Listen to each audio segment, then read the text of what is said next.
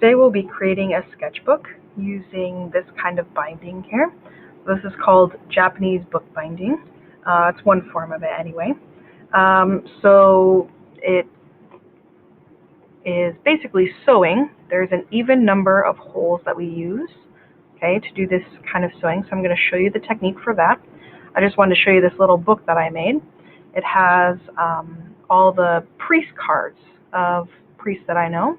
So I have different priest cards from when they were ordained. When priests are ordained, they get to choose what kind of prayer cards they want and what it says on the back to help people to pray for them. So these are some of the cards from different priests. Okay, so you can do all kinds of different books using this technique.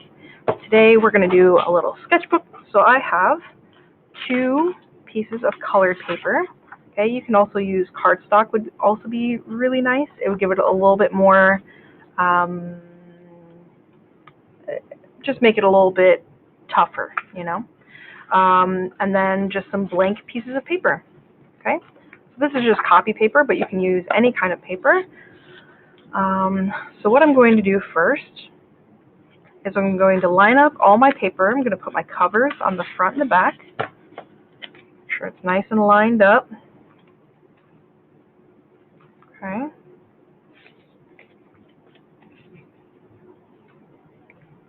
And then I'm going to clip it so that they all stay together. All right. Now I need an even number of holes. So I'm going to do, you can do this on different sides. You can bind it on this side, or you can bind it on this side. You can make these any shape, size you want. So we can even like cut out and make an, I don't know, an apple book, or, you know, any kind of shape that we want. But for this book, I would like it to be smaller, so it's kind of almost pocket size. I might even make it even smaller. That might be fun. But I'm going to bind it on this side. All right. So I'm going to mark out 4 holes. And I need a ruler, actually. All right. So now I have my ruler. We are going to mark all of these about a ½ inch in. You could go more, like we could even go a whole inch, but that would be a little too much. I'm just going to make a couple marks, ½ inch in. Line that up. Probably hard to see on my screen here, but I'm going to make a line.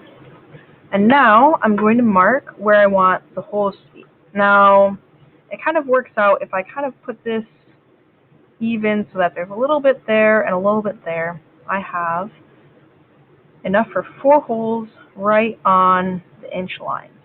So I'm going to make 4 marks, okay? I guess you can see it a little bit. I'm going to just make some darker marks for you to see. All right, so now I have my 4. You could do more, but it has to be an even number. So you could do 6. I want to do less than 4. So 6, 12, 24 if you want. Next thing we need to do is poke a hole through all of these pieces of paper. Now, there are different ways of doing that. You want to make sure that this is clipped so that they stay together. You could use a hole punch. This is a little bit too big for what we want to do, though, so it's not ideal, though you can use it. And then maybe you use like a thicker string like yarn. That would work. So if you're using yarn, you can use this. I'm going to be using this embroidery floss. So I want my holes a little smaller. I'm going to try and use this bamboo skewer. Okay, you can get these anywhere. At home, I have what's called an awl, which is like a really big, thick, sharp needle. But we're going to see if this works. Okay, so I'm going to just try to line it up and twist and twist and twist. Not sure that this is going to work. But if you have something sharp and strong, This might not work though.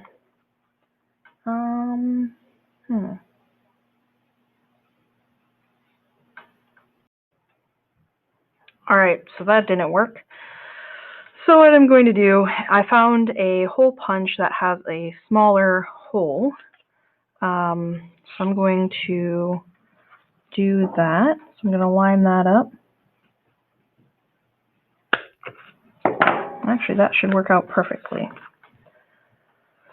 And now I'm going to mark my next layer because I can't do all of these layers at the same time. So now I have that marked. So now I can punch the next amount.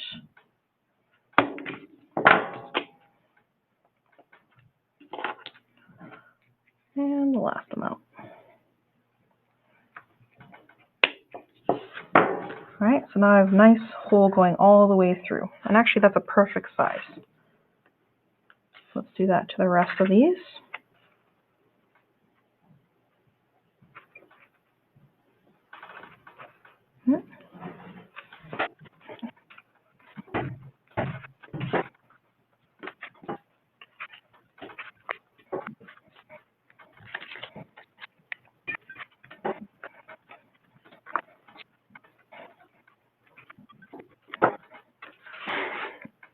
Now I have all my holes punched.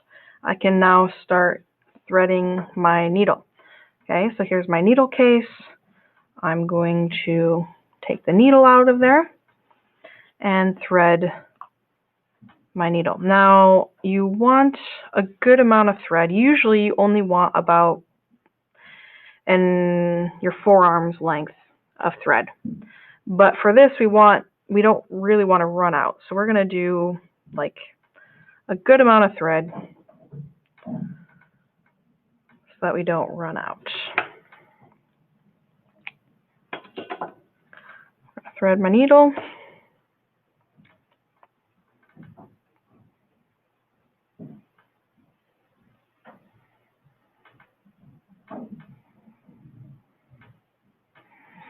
All right, now we're going to start in either of the middle holes, but we're actually going to start in the middle of the book. So I'm going to open this up and I'm going to sew through the top and pull that through. But I'm going to leave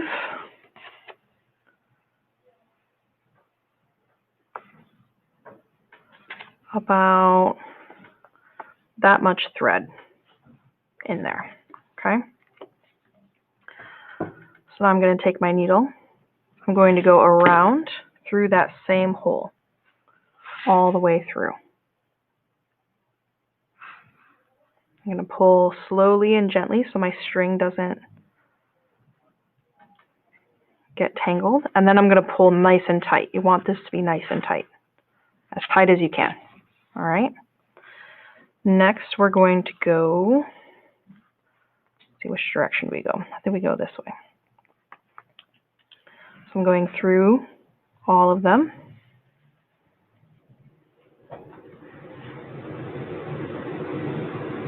Okay, so my string's coming out this way. And I'm going to go around again.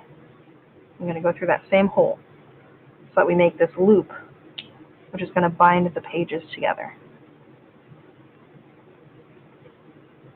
All right, so again, I'm pulling nice and tight. That's what it looks like on the back. All right.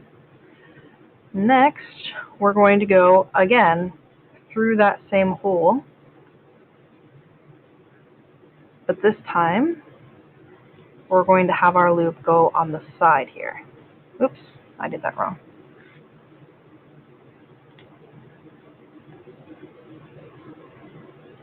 Need our loop to go on the side, like that, okay? That's what it looks like on the back. So now we have a loop around those sides. Okay, to complete it though, we need the back to look like the front. So now, again, I'm going to pull that nice and tight. Now I'm going to go through this hole right here. All right.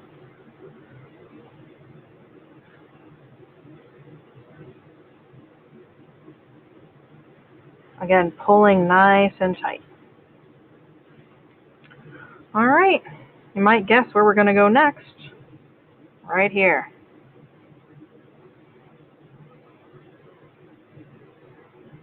Okay, so now that's what it looks like. I wonder which one we should go through next.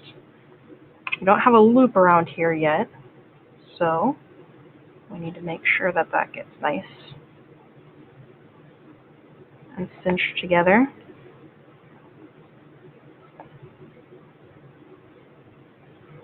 Let's see. Well, this is kind of a tricky part. Which one do we do next? We actually are going to end up here. So we want to do all the way over here first, and then we'll come back. So we're going to go into this next hole. And you guessed it, make a loop.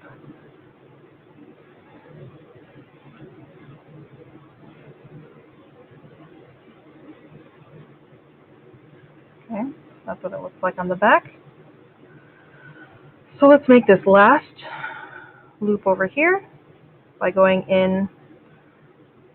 So I'm making the loop by going around.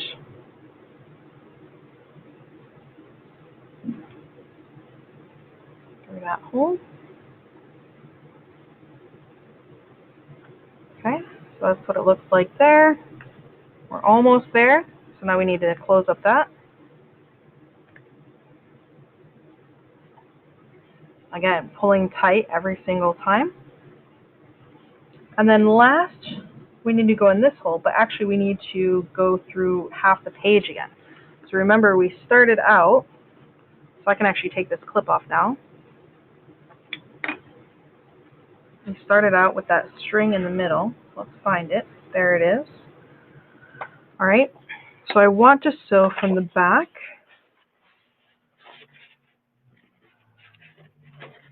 into the middle there. So I'm going to put the needle through there, but I'm going to come out in the middle here. Okay, so that's the last, little tricky part. So I'm going to go through there to the middle. And again, pull nice and tight. Now, you can tie a knot.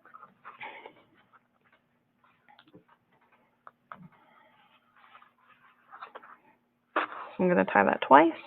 Make sure it's nice and secure. And then I can cut off the extra. And there we go. Very own homemade sketchbook using Japanese bookbinding. So now see, this got a little bit loose. I wasn't pulling that quite tight enough, but that's okay. It'll still work. Now I have a nice sketchbook or comic book. You can use this for all kinds of techniques.